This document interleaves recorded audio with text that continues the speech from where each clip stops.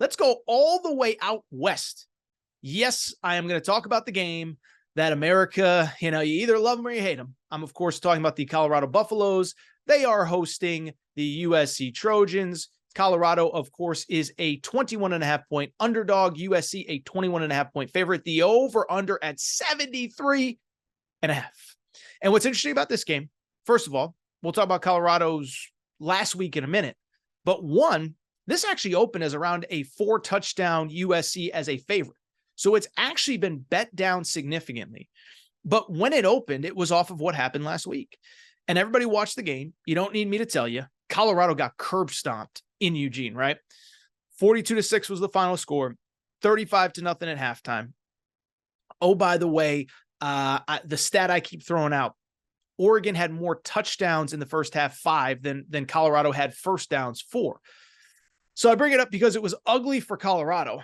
What I don't think enough people paid attention to, although the narrative is starting to get out this week, USC does not look good. USC does not look, well, I take that back. USC's offense is awesome because they got a guy named Caleb Williams who is just so special. And it's like, I will say this, like sometimes in life, like there's narratives that get a little bit overblown. And like sometimes you watch a player, like, is he really as good as everybody thinks? Oh yeah, Caleb Williams is as good as everybody thinks. Last week against Arizona State, he was unbelievable. 21, what were they? What was he? 20, I'm trying to find the stats here.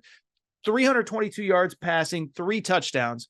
And on the season, how about this? These are incredible stats. 1,200 yards, 15 touchdowns, 0 interceptions. So he's averaging 300 yards, 3.5 touchdowns, 0 interceptions per game.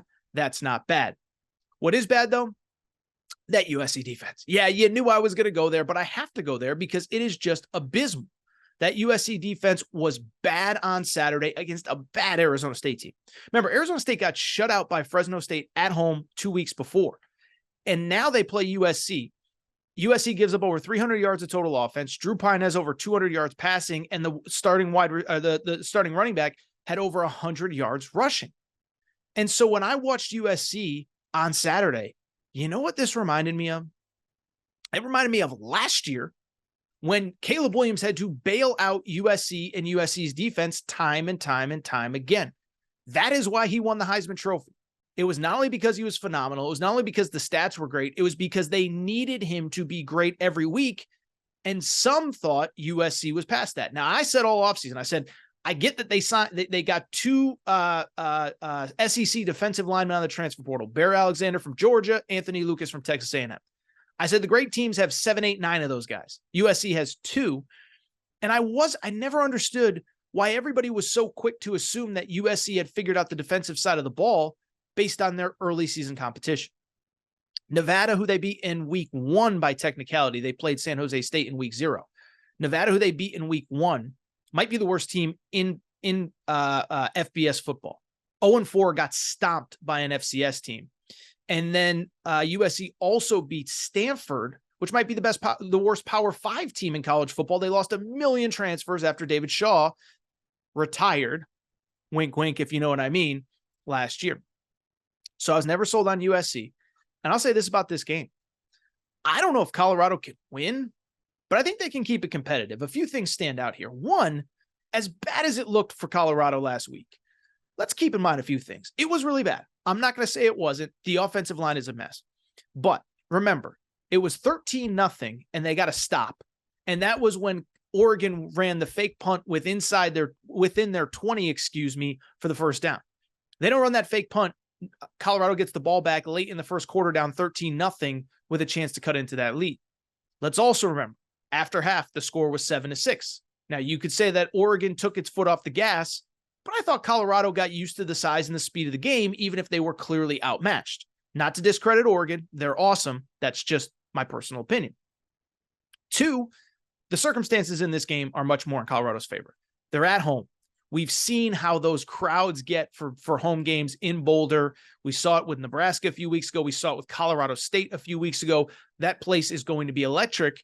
And then from the USC perspective, remember as well, they played a 10:30 Eastern time kickoff last Saturday, 7:30 Pacific. It ended after 11 Pacific, 2 a.m. Eastern. I know that because I host Fox Sports Radio until 2 a.m. Eastern, 11 Pacific. I got off air. The game was still going on. So let's do some mental math here. That game ends probably about 11:15, 11:20 local time. Another hour to shower, do media. Another half hour to the airport. They're probably not getting to the airport till 1 a.m. They're probably not landing till 2:15, 2:20, 2:30. They're probably not getting back to their dorms till about 4 o'clock in the morning. Now they got to turn around and play a 10 a.m. local time game in Boulder. No, thank you.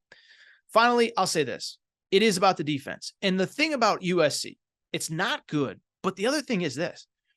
Colorado has quietly played some really good defenses. We're about to talk about Nebraska. Nebraska's defense is really good. Colorado moved the ball on them. Colorado State. I know we make fun of Jay Norvell because of some of the dumb stuff he said. Their defense is legit. And then finally, even TCU has played pretty good defense outside of that Colorado game. USC is the 77th ranked run defense. Every single team that Colorado has played is in the top 35 in run defense. So I think they're able to move the ball a little bit on the ground. But I bring it up because I think Colorado can do enough to keep it close. I would not bet the money line. But if you're asking me, can they cover 3 touchdowns and change? I think they can cover 3 touchdowns in the hook. Give me Colorado to cover, USC to win outright. I think this one's close. I think this one's competitive. And I think Lincoln Riley gets his pants pulled down a little bit, which sounds weirdly and wildly inappropriate. But I think there's a chance that it's close and competitive into the fourth quarter. Thank you, as always, for your support of the Aaron Torres Podcast YouTube channel. And we have a major announcement, and that's because this is a major week in the state of Kentucky. Not only is there a big-time college football game in Lexington on Saturday, but this is also the launch of legal sports betting in the state of Kentucky. And I could not be more fired up to have a new partner to help everybody in Kentucky celebrate. That is DraftKings Sportsbook and the DraftKings Sportsbook app. And here's the best part. DraftKings is doing something incredible for listeners of the Aaron Torres Pod and Aaron Torres Podcast YouTube page. This is what the deal is. Bet $5 on any game, and you get up to $200 in bonus bets, courtesy of the DraftKings Sportsbook. This is what you got to do to take advantage. Download the DraftKings Sportsbook app. Make your first bet. It could be on college. It could be on pro football, whatever you want.